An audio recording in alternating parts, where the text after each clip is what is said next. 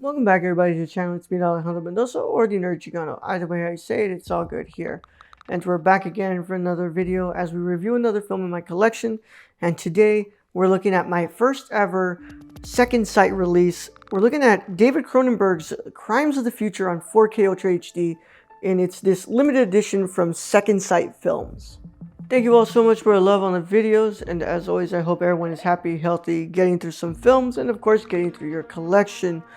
Of course, thank you all so much for, just getting me to 440 subscribers and all of the wonderful love that you guys show on the videos. It's always so much appreciated, and I love having conversations with you all in the comments. So I hope that we continue to have all these awesome conversations in the comments. And of course, if you're not subscribed to the channel, please consider subscribing. Click the notification bell when you're done subscribing so you don't miss a single review on the channel. And as well, please leave a like on the video, as all of that really helps these videos get to more eyes and we can have more conversation on physical media and film in general.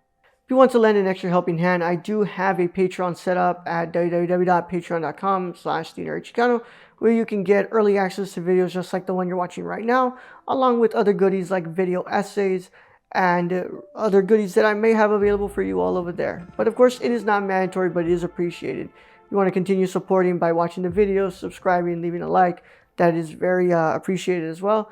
But it's just there for those who want to help. Either way, let's go ahead and look at this release from Second Sight of a fantastic film from director David Cronenberg. Before we actually get into the review, I just want to say thank you so much to Orbit DVD. I bought this off of Orbit DVD, and I love Orbit's shipping. They do it so quick, and it always gets here on time, and they always send it out with all the care and the love, and making sure that it's not damaged or anything. So thank you to Orbit DVD for making this possible, because you guys do such a great job, and I love spending my money there because I know that there will always be taken care of, and it will always get here on time. So I got this from Orbit DVD. So before we can get into the actual review, let me go ahead and read this nice little write-up and tell you all about the special features and all that wonderful stuff. In the near future, a couple of performance artists push the boundaries of taste and decency with daring shows of mutilation and organ mutation. All the while, a shadowy government agency is closing in on a terrorist group that are pushing for the next evolution in the human experience. Included in this limited edition 4K Ultra HD is a dual format edition including both Ultra HD and Blu-ray with the main feature and bonus features on both discs. UHD presented in Dolby Vision HDR. New audio commentary by Calum Van Vansdal. Undeniably a love story. An interview with director David Cronenberg. Things Change, an interview with actor Viggo Mortensen. The Chaos Inside, an interview with actor Léa Seydoux. The Heat and the Grime, an interview with actor Kristen Stewart. The Heat and the Grime, an interview with actor Kristen Stewart. The Bureau Man, a new interview with actor Don McKellar. Painkiller, a new interview with producer Robert Lantos. The Most Wonderful Dream, a new interview with cinematographer Douglas Koch. The Code of David, a new interview with editor Christopher Donaldson. New Flesh, Future Crimes, The Body and David Cronenberg, a video essay by Lee Singer. The Making of Crimes of the Future, production, design materials, and a short film, The Death of David Cronenberg.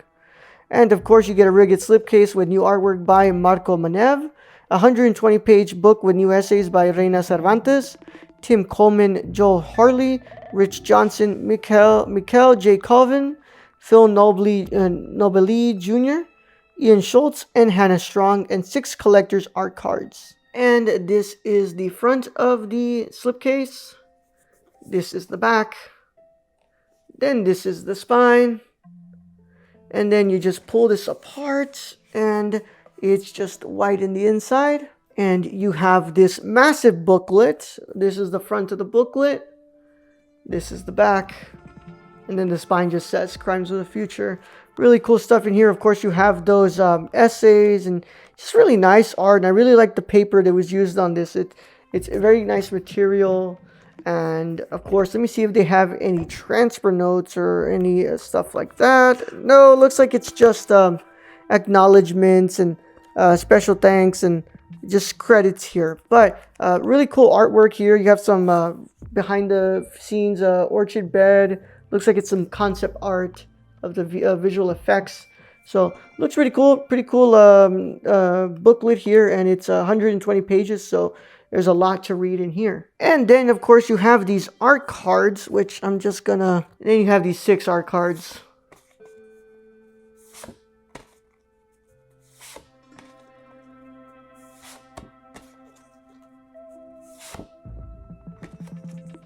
And then just this last one. Nothing in the back, but the really nice material on these art cards. And then you have where the discs are housed. This is the front, and then this is the back. And you have, of course, your 4K disc on the 100 gig disc. And you have your Region B locked Blu-ray. But of course, for those of you who watch 4K, you know that 4K are region free. But that's pretty much it. And just a black background. And that's it for the packaging. Now, let's go ahead and talk about the film. This is not the first time that I've watched Crimes of the Future. I watched it way back when it was released, I believe 2 years ago or a year ago. I'm not entirely sure. But I was a fan of the film. I didn't gravitate towards Crimes of the Future as much as I did the other works of David Cronenberg I had watched at the time. I mean, I had watched The Fly, I had watched Crash, and all these other films that he's done that were way better than Crimes of the Future. But I still found myself really a fan of it, but I just didn't think it was as great as all these other films. Now, I still don't have that much of a higher opinion on it, but I did find myself more appreciative of what Cronenberg is doing in this film. I think it is, years after his last horror film, especially body horror, and for him to come back and really feel like he hasn't really lost a step in his direction, and he's still processing his film with this very interesting grounds of the body, and being able to have this great special effects and still have this very profound message of body mutilation and modification. I think that Cronenberg doesn't miss a step. The film is really good. You have some great performances from Kristen Stewart, Lea Seydoux, Viggo Mortensen, who's absolutely skin-crawling in this film. And of course, you have some great visuals as well. I mean, when it comes to body horror, nobody does it like David Cronenberg himself.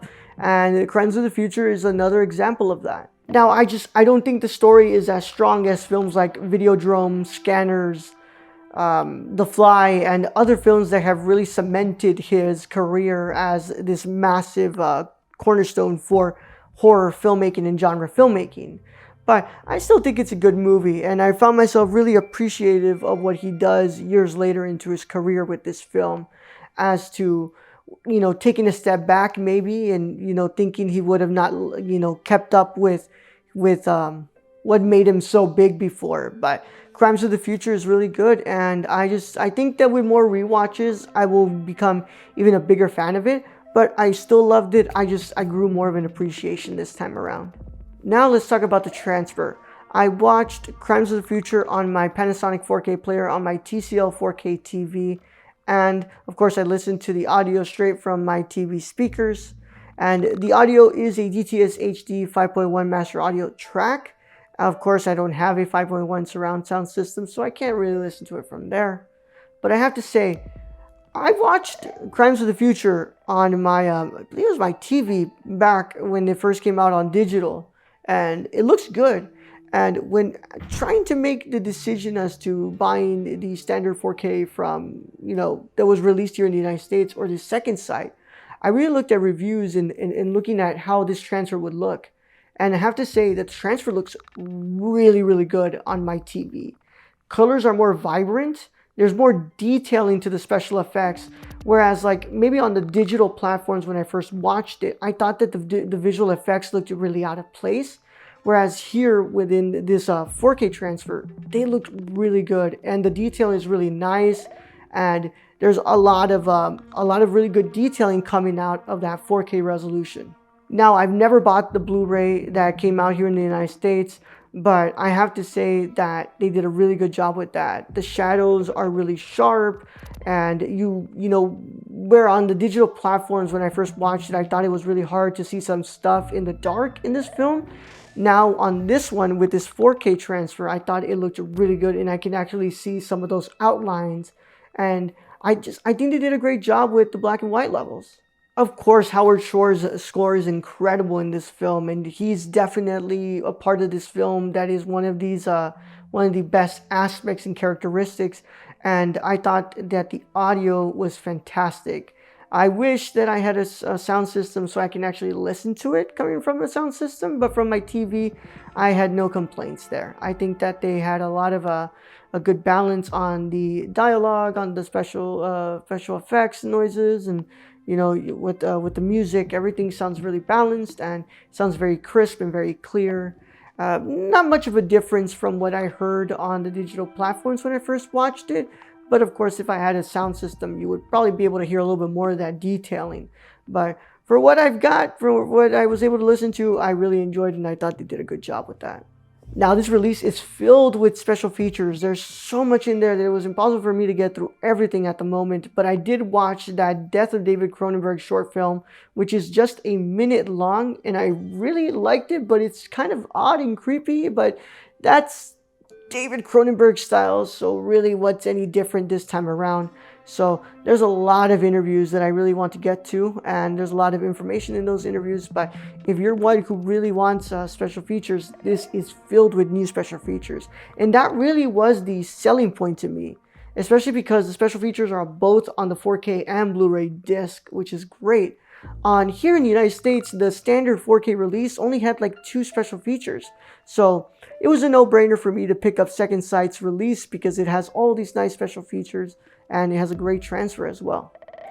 Plus, I love the packaging. It's really good, and I really like that quality of the Riget slipcase along with the booklet and the art cards. Really good stuff, and I am so satisfied with my first purchase from Second Sight. I am definitely going to pick up Possessor from Brandon Cronenberg on next month in March when it releases. But for now, when it comes to Crimes of the Future from David Cronenberg from Second Sight, I was a big fan of this limited edition 4K.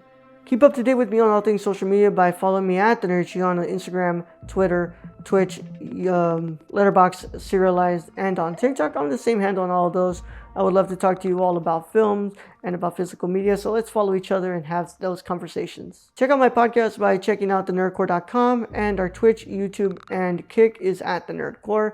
We could really use your help over there. We're doing a lot of cool stuff with our podcast, so go ahead and check that out as well. But for now, that's it, guys. I'll catch you all in the next one. But for now, to my wonderful cinephiles and renowned scholars, celebrate the love of cinema today, tomorrow, and every day after. Catch you all in the next one, guys. Bye-bye.